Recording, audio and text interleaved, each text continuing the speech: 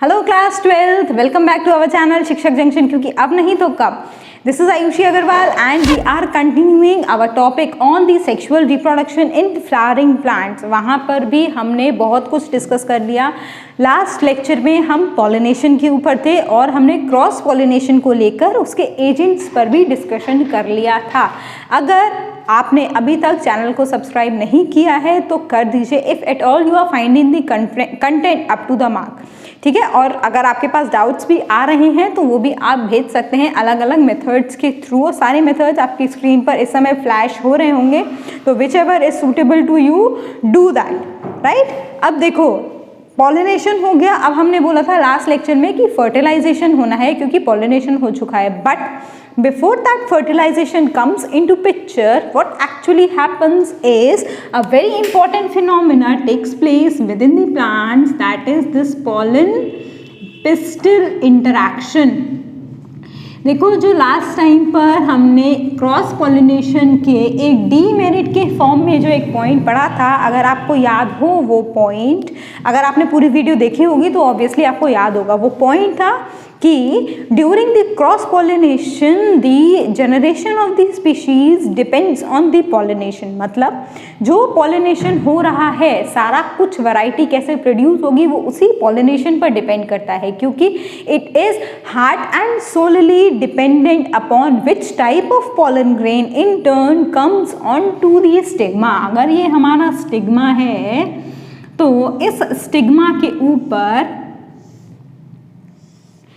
कौन सा pollen grain आकर बैठने वाला है वो ज़रूरी है। ज़रूरी नहीं है या हर बार ऐसा पॉसिबल नहीं है कि बिल्कुल करेक्ट टाइप का पॉलन ग्रेन ही आए। हवा में कोई स्पेसिफिकली तो वो आके बैठता नहीं होगा जब हवा भी चल रही है या इंसेक्ट भी चल रही है। ऐसा भी पॉसिबल है कि कोई भी पॉलन ग्रेन आके बैठ जाए, तो ज़रूरी नहीं है कि फ्लावर उसको एक्सेप्ट करे ही करे, ये जो पिस्टल है ये इसको एक्सेप्ट करे ही करे। तो उसके लिए आता है प्लांट्स में, ये फ्लावर में क्या आता है, पॉलन पिस्टल इंटरैक्शन, जिसमें जो पॉलन ग्रेन है वो पिस्टल पर आके बैठा तो पिस्टल के केमिकल फिनोमेना है, पिस्टल के केमिकल्स डिसाइड करेंगे किसके, पिस्टल के केमिकल्स, मतलब हमारे फीमेल गैमेटोफाइट के केमिकल्स जो हैं वो जो सीक्रेट हो रहे हैं वो डिसाइड करेंगे कि जो पॉलन आया है वो कंपैटिबल है कि नहीं है,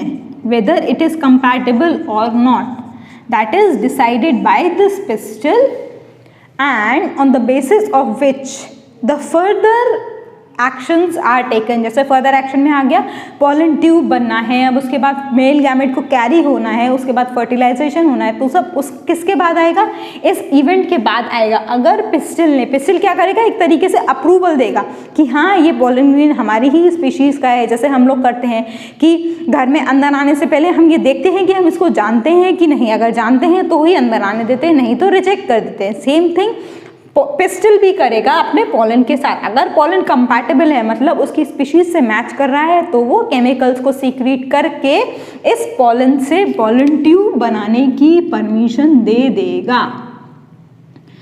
इस तरीके से, मतलब इसको एक और टर्मिनोलॉजी आप दे सकते हो कि जब ऐसा होने लगेगा तो जर्मिनेशन होने लगेगा।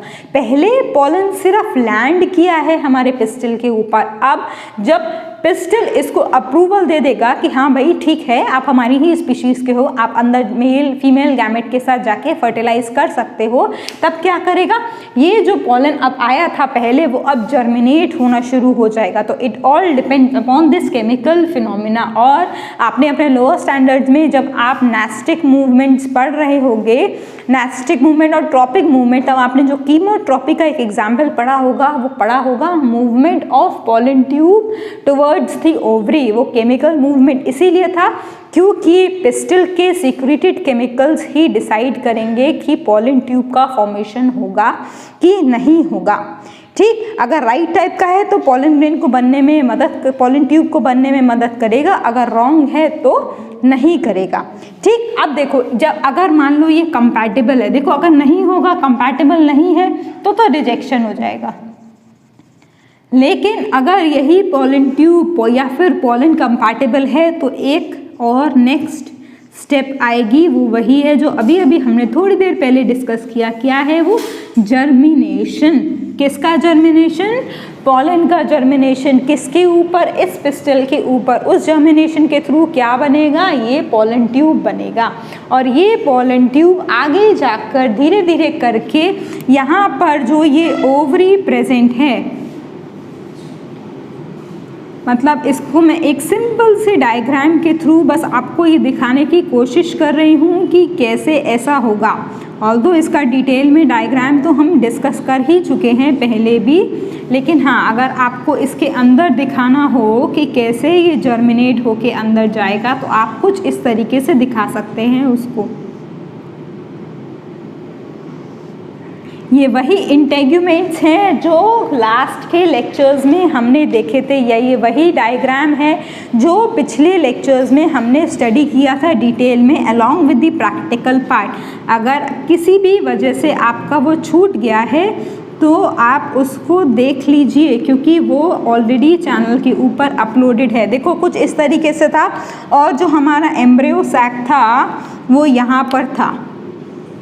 अब मैं एम्ब्रियो सैक की पूरी डिटेल्स यहाँ पर नहीं बना रही हूँ क्योंकि वो पॉसिबल नहीं है बनाना इस छोटी सी जगह में, और आपको दिखेगा भी नहीं। लेकिन जो ग्रीन कलर का छोटा सा पार्ट आपको इसके अंदर दिख रहा है वही है एम्ब्रियो सैक।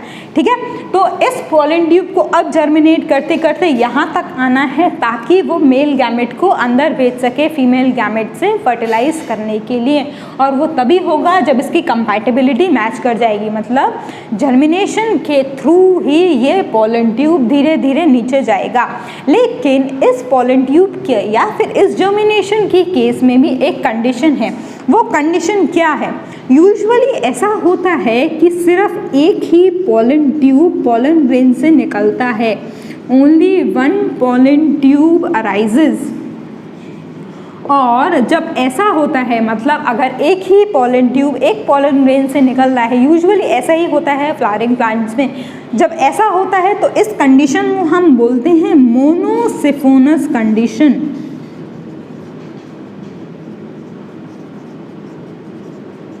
मोनोसिफोनस, देखो मोनो आ गया, इसका मतलब अपने आप में समझ में आ जाएगा कि एक ही पॉलन ट्यूब एक ही उससे निकल रहा है। ठीक, मोनोसिफोनस कंडीशन। लेकिन अगर ऐसा नहीं होता, कुछ कुछ फैमिलीज ऐसी होती हैं जैसे क्यूकरबिट्स या क्यूकरबिटेसी की जो फैमिली होती है, उसमें ऐसा होता है कि एक पॉलन ग्रेन एक पॉलन ट्यूब में से नहीं निकलता, 10 से 14 पॉलन ग्रेन्स पॉलन ट्यूब निकलते हैं एक पॉलन ग्रेन से। तो इस कंडीशन को हम बोलते हैं, यहाँ पे मोनोसिफोनस थी, इस कंडीशन को आप बोलोगे polysiphonous. Very simple and easy to remember, right और not? Obviously you are getting my point, what I am trying to let you know. Monosiphonous एक पॉलन ट्यूब एक पॉलन ग्रेन से निकलेगा। पॉलीसिफोनस अप्रोक्सीमेटली 10 से ज़्यादा 10 से 14 के बीच के पॉलन ट्यूब एक ही पॉलन ग्रेन से निकलेंगे, और इसका एग्जाम्पल है ये क्यूकरबिटेसी फैमिली। इसीलिए इस कंडीशन को बोला जाता है पॉलीसिफोनस कंडीशन। अब ये जब पॉलन ट्यूब डेवलप हो रहा है तो ये पॉलन ट्यूब, मान लो ये वाला पॉलन ग्रेन केपेबल हो गया ट्यूब को डेवलप करने में, तो एंड में जाके ये कुछ इस तरीके से अपने ट्यूब के थ्रू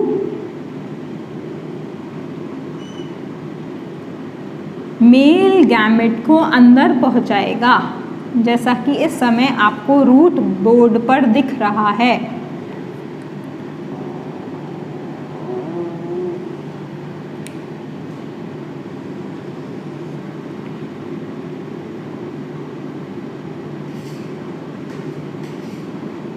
फिर से वही बात, डायग्राम आपके सामने मैंने इसीलिए बनाया है ताकि आपको डायग्राम के थ्रू ही साथ में इसका रूट भी क्लियर हो जाए जो मैं आपको समझाना चाह रही हूँ। यही वो मोनोसिफोनस कंडीशन बनाई है मैंने बोर्ड पर, पॉलीसिफोनस कंडीशन नहीं बनाई, क्योंकि एक ही पॉलन ट्यूब इमर्ज आउट हो रहा है एक पॉलन ग्रेन में से। ये है आपका पॉलन ग्रेन, ठीक है, ये है हमारा स्टिग्मा। इस स्टिग्मा के थ्रू पॉलन ट्यूब को स्टाइल के थ्रू जाना पड़ेगा और फिर उसके बाद में आके ये ओवरी में फ्यूज़ करेगा कुछ इस तरीके से, जो रेड कलर का आपको दिखाया गया है। और ये जो बीच में ग्रीन कलर का दिख रहा है यही है हमारा एम्ब्रियो सैक, जिसके अंदर एक्चुअली में फीमेल गैमेट प्रेजेंट है। तो इस पॉलन ट्यूब को इस एम्ब्रियो सैक तक पहुंचना है, लेकिन कुछ कंडीशंस हैं या फिर एक बेसिस है जिसके थ्रू आप इस रूट को भी डिफाइन कर सकते हो। ज़रूरी नहीं है कि पॉलन ट्यूब हमेशा ही यहाँ तो किससे एंटर कर रहा है। अब तक तो आपको याद हो गया होगा कि जो एंट्री आपको ये नीचे दिख रही है ये माइक्रोपाइल है, क्योंकि हमने लास्ट के 2 लेक्चर्स में इस डायग्राम को अच्छे से समझा है इनलार्ज्ड व्यू में, ठीक है। तो ज़रूरी नहीं है कि जो मैंने डायग्राम इस समय बोर्ड पर बनाया है उसी के थ्रू ये पॉलन ट्यूब हमारे एम्ब्रियो सैक तक जाए, या फिर ज़रूरी नहीं है कि इस वाले रीजन को जो हमने माइक्रोपाइल बोला था, माइक्रोपाइल रीजन के थ्रू ही पॉलन ट्यूब इसके अंदर जाए। तो ऐसी 2 कंडीशंस और आती हैं। पहले तो यही हो गई कि माइक्रोपाइल के थ्रू जाएगा, 2 और कंडीशंस आती हैं जिसके थ्रू ये पॉलन ट्यूब इस एम्ब्रियो सैक तक पहुंच सकता है। वो 2 कंडीशंस कौन कौन सी हैं, या फिर उन तीनों कंडीशंस को हम क्या क्या नाम देंगे वो देखेंगे आप। लेकिन उससे पहले अगर अभी तक आपने सब्सक्राइब नहीं किया है और अगर वीडियो को लाइक भी नहीं किया है तो वो कर दीजिए, क्योंकि आगे आने वाले लेक्चर्स और भी इम्पॉर्टेंट होने वाले हैं। जैसे जैसे हम आगे बढ़ते जाएंगे वैसे वैसे कॉम्प्लेक्स चीज़ों को डिस्कस करते जाएंगे, ठीक। अब देखो वो 3 कंडीशंस जो आने वाली हैं या जो होती हैं, सबसे पहली आती है कंडीशन हमारी पोरोगैमी। अब देखो फिर से मैं आपको तरीका बताऊंगी उसके नाम से याद करने का। आपको कोई भी चीज़ को मगअप करने की ज़रूरत नहीं है या हटने की भी ज़रूरत नहीं पड़ेगी। अगर आप नाम को केयरफुली स्टडी करोगे तो उसी में उसका रूट भी लिखा हुआ है। कैसे, क्या है ये? पोरोगैमी। गैमी तो हो गया गैमेट के एंटर करने की बात। अब पोरो का मतलब आता है पोर, और हमने देखा है कि एम्ब्रियो सैक के स्ट्रक्चर में या जो मेगास्पोर का स्ट्रक्चर है उसमें पोर कहाँ पर प्रेजेंट है? सिर्फ एक माइक्रोपाइल ही ऐसा रीजन है जो पोर के फॉर्म में अवेलेबल रहता है, क्योंकि वहाँ पर ये जो इंटेग्यूमेंट्स आपको इस फिगर में दिख रहे हैं, ये है एक इंटेग्यूमेंट, है ना, यही हमने स्टडी किया था। तो ये जो इंटेग्यूमेंट आपको दिख रहा है उसकी कवरिंग, और ये वाला जो एक और इंटेग्यूमेंट है जो कुछ हद तक डिसइंटीग्रेट भी हो गया है, इस इंटेग्यूमेंट की कवरिंग इस जगह पर या इस रीजन पर नहीं है। अगर मैं इससे मेरी फिंगर से शायद वो ऑब्स्ट्रक्ट हो रहा होगा विजन। देखो ये है हमारा इंटेग्यूमेंट, इस इंटेग्यूमेंट या ये इंटेग्यूमेंट इस रीजन पर प्रेजेंट नहीं है, मतलब ये एज अ पोर की तरह काम करेगा। और इस पोर को हमने बोला था माइक्रोपाइल, क्योंकि यही वो जगह थी जहाँ पर हमारे इंटेग्यूमेंट प्रेजेंट नहीं थे और एक छोटी सी ओपनिंग थी ताकि वो एंटर कर जाए। तो ऐसी कंडीशन को हम बोलते हैं पोरोगैमी। जैसे कि अगर इसके एग्जाम्पल की बात करो तो लिली में ये चीज़ फिजिबल होती है। लिली के फ्लावर में पोरोगैमी के थ्रू, मतलब इस माइक्रोपाइलर रीजन के थ्रू ही हमारा पॉलन ट्यूब अंदर जाता है। अब पोरोगैमी समझ में है। अब देखो दूसरा जो है उसके तो पहले से ही नाम में लिखा हुआ है, तो हमें कुछ और एक्स्ट्रा याद करने की ज़रूरत भी नहीं है। क्या है ये? चैलेजोगैमी। दैट मीन्स पहले पोर से एंटर कर रहा था। पोर क्या थे? हमारे माइक्रोपाइलर रीजन।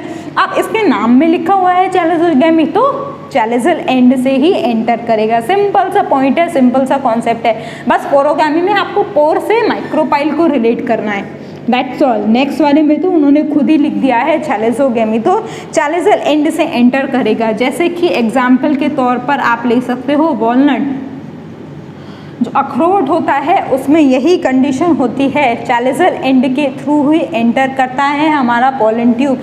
मतलब पॉलन ट्यूब यहाँ से ऐसे ना जाके कुछ, अगर मैं बनाऊँ इसको तो कुछ इस तरीके से इसका रूट बनेगा। ये जो डॉटेड लाइन आपको दिख रही है कुछ इस तरीके से बनेगा। फिर से अगर आपने वीडियो को बीच में स्किप किया होगा तो आपको समझ में नहीं आया होगा कि ये डॉटेड लाइन क्यों है और वो सॉलिड लाइन क्यों है। इसका मतलब आपने वीडियो को स्किप किया और आपने कॉन्सेप्ट को भी साथ में स्किप कर दिया, तो वो मत करिएगा, क्योंकि एक ही डायग्राम से हम तीनों चीज़ें पढ़ने वाले हैं, ठीक। चैलेजोगैमी के बाद जो तीसरा आता है वो आता है मीजोगैमी। हाँ, इसमें भी फिर से आपको थोड़ा ध्यान रखना पड़ेगा क्योंकि इसके नाम में ऐसा कुछ नहीं है जिससे आप समझ पाओ कि इससे कैसे एंटर करेगा। लेकिन हाँ, थोड़ा लॉजिकल है, अगर आप लॉजिक लगाओगे तो आपको समझ में आ जाएगा। पहले माइक्रोपाइल से गया, दूसरा चैलेजल एंड से गया, अब क्या बचा? सिर्फ उसके पास इंटेग्यूमेंट्स ही एकमात्र ऐसी चीज़ बची है जहाँ से वो और घुस सकता है। देखो, ये हमने कवर कर दिया, ये भी कवर कर दिया, अब सिर्फ ये बाहर वाले इंटेग्यूमेंट जो उसकी आउटर वाली कवरिंग थी उस डायग्राम में, ये सिर्फ इस रीजन को कवर करना बचा है, तो मीजोगैमी में वो उसको कवर करेगा, मतलब उसके इंटेग्यूमेंट से या फिर फ्यूनिकल वाला जो रीजन होता है उससे एंटर करेगा हमारा पोलन ट्यूब एम्ब्रियो सैक तक जाने के लिए। और ऐसा कौन से केस में होता है? ऐसा होता है पिस्टैशिया के केस में। इसके अलावा क्यूकरबिट्स के केस में भी ऐसा ही होता है, मतलब इंटेग्यूमेंट से ही एंटर करता है पोलन ट्यूब। ठीक, तो इस तरीके से पोलन पिस्टल इंटरैक्शन फैसिलिटेट होके फर्टिलाइजर की जो पॉसिबिलिटी है या जो प्रोबेबिलिटी है उसको सिर्फ बनाता है। अभी सिर्फ पोलन ट्यूब इस मेल गैमेट को लेकर अंदर जा रहा है, अभी वहाँ तक पहुँचा नहीं है। हमने सिर्फ उसका रूट डिस्कवर किया है, किसके बेसिस पर? कैसे पोलन, मतलब कैसे पिस्टल का अट्रैक्शन, पिस्टल अट्रैक्ट करेगा इस पोलन ट्यूब को so that it may get into और towards the embryo sac, that's all. अब इसके बाद हम ये और पढ़ने वाले हैं कि कैसे, ऑब्वियसली नेक्स्ट लेक्चर में ही पढ़ेंगे कि कैसे इसी पोलन पिस्टल इंटरैक्शन का यूज़ करके फार्मर्स या फिर हमारे जो बॉटनिस्ट्स हैं, जो रिसर्चर्स हैं, वो कैसे वैरायटी के इम्प्रूवमेंट में एक इम्पॉर्टेंट रोल प्ले करवाते हैं इसी मेथडोलॉजी से। पोलन और पिस्टल के इंटरैक्शन के बेसिस पर ही कैसे उसको मॉडिफाई करके रिसर्च ने हमको बेटर वैरायटीज़ दी हैं, तो हम वो करेंगे नेक्स्ट लेक्चर में। ठीक, नेक्स्ट लेक्चर थोड़ा इंटरेस्टिंग भी होने वाला है क्योंकि प्रैक्टिकल चीज़ें आप और देखने वाले हैं, कैसे ऐसा होता है या होता होगा रिसर्च लैब्स में। ठीक, तो we will meet in our next lecture. Till then, have a good day. Take care. Bye bye. Thank you.